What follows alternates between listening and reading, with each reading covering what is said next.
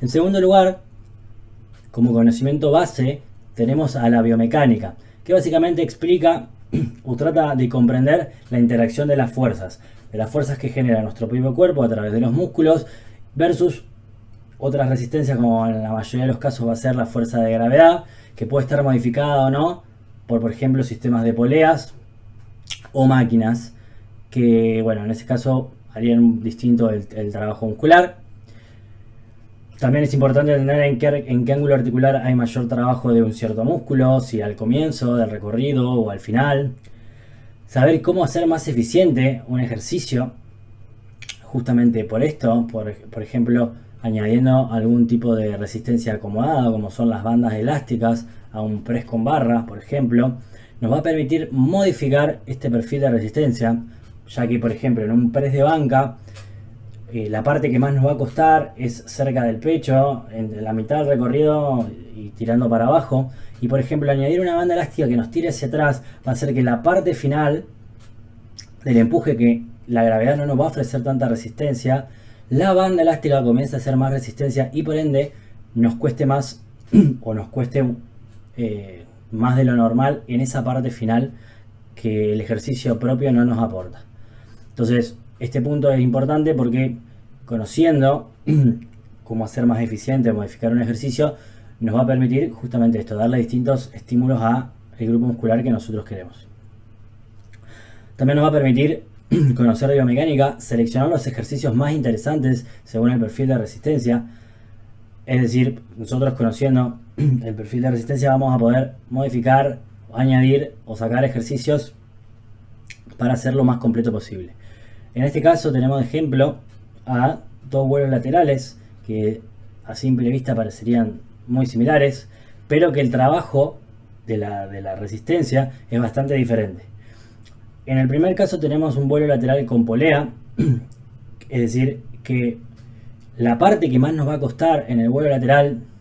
es justamente la primera parte bien abajo, cuando los brazos están pegados al cuerpo, porque allí el brazo de momento sobre la articulación del hombro es mucho mayor. Entonces la fuerza que yo tengo que hacer en ese momento abajo es mucho mayor que cuando tengo el brazo hacia arriba. En cambio, cuando yo tengo unas mancuernas, en el ejemplo de al lado, se ve como en la primera parte prácticamente no tengo resistencia en la articulación del hombro, ya que el peso se encuentra alineado con esta articulación, y a medida que yo voy haciendo una abducción que se va poniendo cerca de los 90 grados, perdón, la articulación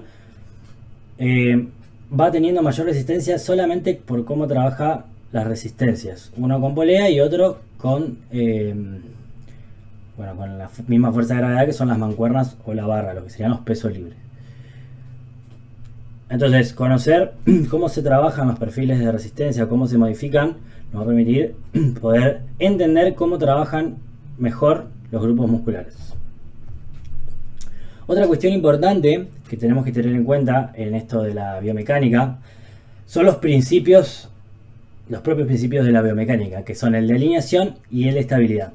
En el de alineación tenemos como ejemplo dos remos que parecen muy similares, pero por pequeñas diferencias van a hacer que uno sea más eficiente y trabaje mejor la musculatura, por ejemplo, del dorsal, que el otro. En el primer caso tenemos el remo gironda con el agarre neutro cerrado, que lo que nos va a hacer es que nuestros segmentos, en este caso el antebrazo, se desalinee bastante, bien, por el tenerlo cerrado, no va a ser una línea antebrazo y brazo con la acción muscular y la fuerza de resistencia que tengo de la polea. En cambio, en el ejemplo de al lado, con una toma neutra más abierta, va a hacer que los segmentos brazo, línea de fuerza, antebrazo, brazo, estén mejor alineados, y por ende el músculo que se encarga de extender el hombro, en este caso el dorsal, va a trabajar de una mejor manera. Entonces,